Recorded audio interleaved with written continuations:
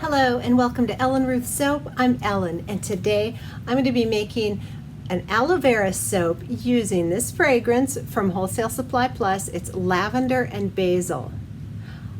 And it's a really cool combination. And if you follow any of my earlier videos, you know I'm not a huge lavender fan. But it's kind of green. It's really good. I like this. Yeah, and it says that it discolors to light yellow, which is no problem because the colors that I'm going to be using today, I'm going to use this lavender ultramarine from Brambleberry, and which is beautiful, and that'll be the lavender portion. And for the basil portion, I have this, it's called Martini Olive Green. I'm not making a martini, but I thought it was a really, I like that green. To me, it's a little lighter than basil, but I love it. So that's going to be the color swirl in there. On top, I want to do some piping, just some lavender rosettes, maybe some stars, and maybe I'll do some basil leaves or stars. I just want to represent the colors on the top, but I'll do some piping. I haven't picked out my piping tips yet, but I'll show you when we get there. So I'm going to get everything pulled together. This is going to be an aloe vera soap. I'll probably throw some coconut milk powder in there too, just because I think the aloe and the coconut milk go really well together. So that'll be the liquid portion, and I'm going to get everything pulled together, get my hair pulled back, and let's make some wonderful herbal lavender and basil soap. So I'm ready to move forward here with our wonderful lavender and basil. I have the fragrance oil is already in here with my oils and butters. I have kale and clay, colloidal oats, and coconut milk powder that I dispersed in here with the fragrance to just sort of let it absorb and let the kaolin and the fragrance. I feel like it helps the fragrance to have staying power. So if I don't put the fragrance in with the oils, sometimes I'll just put it with the kaolin. Supposedly that helps anchor a fragrance. So anyway, that's what's going on in the oils. Over here is my aloe vera solution that has tussa silk fibers. And before I added the lye crystals, I put a tablespoon of cane sugar and dissolved that in the aloe vera. So it has the silk and some sodium lactate. That's what's going on over here. And I'm not going to use any titanium dioxide or anything because this fragrance says that it discolors to a light yellow, and I think that would be kind of beautiful with the colors that we're using. So if it does have any discoloration, I'm actually okay with it. So we're going to let the base of the soap stay whatever it does. I'm going to hand stir in my aloe vera juice here, and this lavender and basil is smelling really nice. It's very green. It doesn't smell heavily floral to me, which I like. I'm not a huge floral fan. I'm very picky about my florals. And this is a very pleasant, nice green, herby sort of fragrance. I like it. I would actually even consider this unisex. Even with the lavender, I think categorically people think of lavender as a feminine fragrance, but this combination I think is actually pretty unisex. I like it. So I'm just going to get emulsion here, which means that all of the lye molecules have bonded with all of the oil molecules and there isn't any separation. I'm not going for trace or anything like that. I just want to make sure that the lye and the oils are well and incorporated. And one of the ways you can tell that is you stop stirring, and if you see any wispy trails of oil on top, then you need to keep stirring. And I'm not seeing any. I think we've got emulsion here. So I'm going to split off for my colors, and I do have my piping bags ready to go off to the side. I have a star tip for my rosettes, and I have a leaf tip for the green. I'm going to kind of do like, basil type leaves, I guess, is what I'm thinking. So pull over my containers for my pour off here. This one will be for the purple. And this one will be for the green / basil. All right, let's see. Yeah, that looks good. So let me show you what I did here with the purple. I just had a little bit of this oxide left, so I went ahead and poured a little bit of my base oils in here. So that's why I'm just using this little container. I figured that would be a good way to disperse it. And oxides, I like to pre-mix them if I can, because they blend in much smoother, I find, if you do that. So anyway, I just using this little cup here, recycling at its best. Awesome. I love this Martini Olive. Such a funny name, but it's gorgeous. All right. There we go. And now I'm actually going to give these a quick stick blend, going from lightest to darkest, and I think I will consider, I'm going to consider the green darkest, even though it's kind of a toss-up, but, and I just tap to get the air bubbles out of the bell of the blender.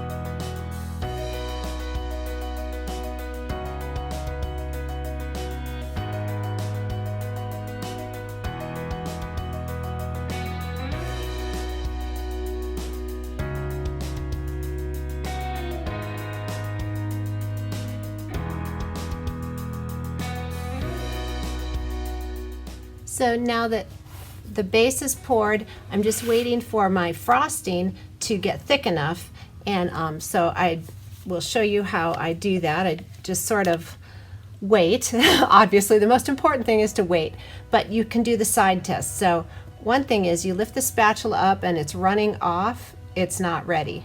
And another way to test it is sloop it on the side, and if it runs down the side of your container, it's not ready. When you pull it on the side like that and it holds, or you lift up your spatula and it holds a nice stiff peak, then you are ready to do your frosting. So that's the green. Let's test. Yeah, this is about the same consistency. So it's sloopy, and I'm going to run it and it drips right down the side. So I usually wait for about 5 to 10 minute increments, and I'll come back in and check them. And when they're ready to go, we'll get them in our piping bags and get the top of this done. All right, it's been about 5 more minutes, so let's check in here.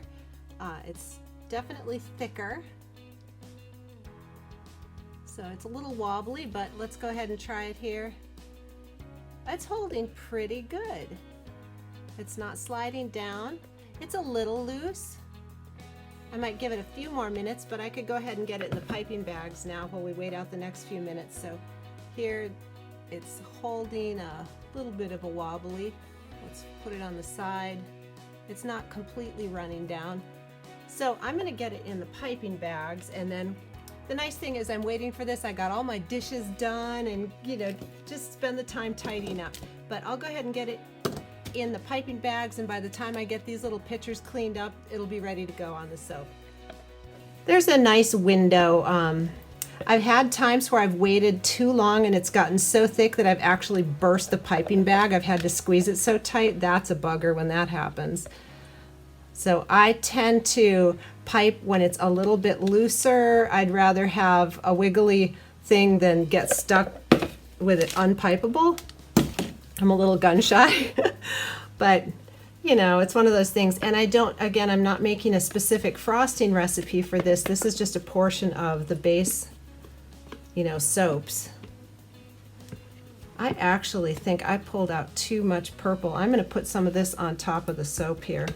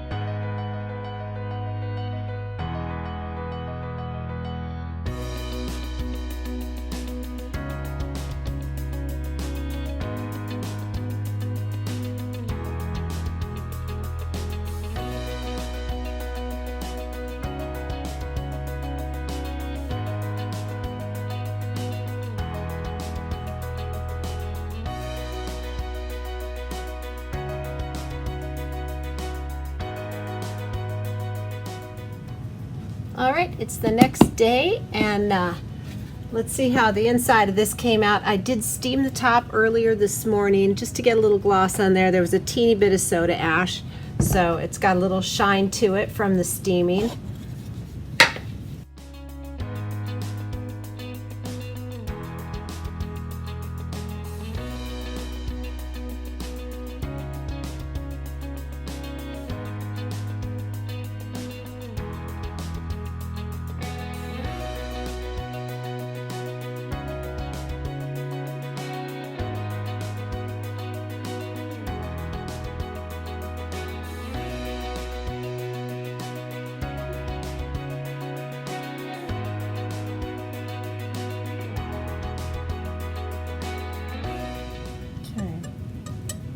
Tighten up the wire.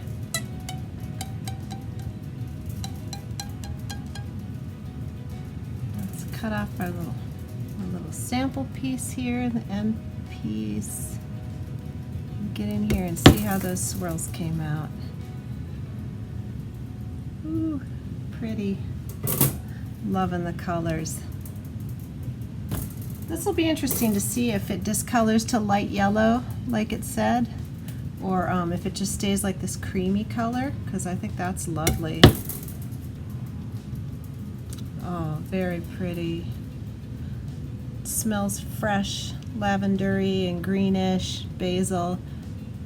Loving it. I love it when this happens on the swirls, when you get patterns inside. It's so pretty.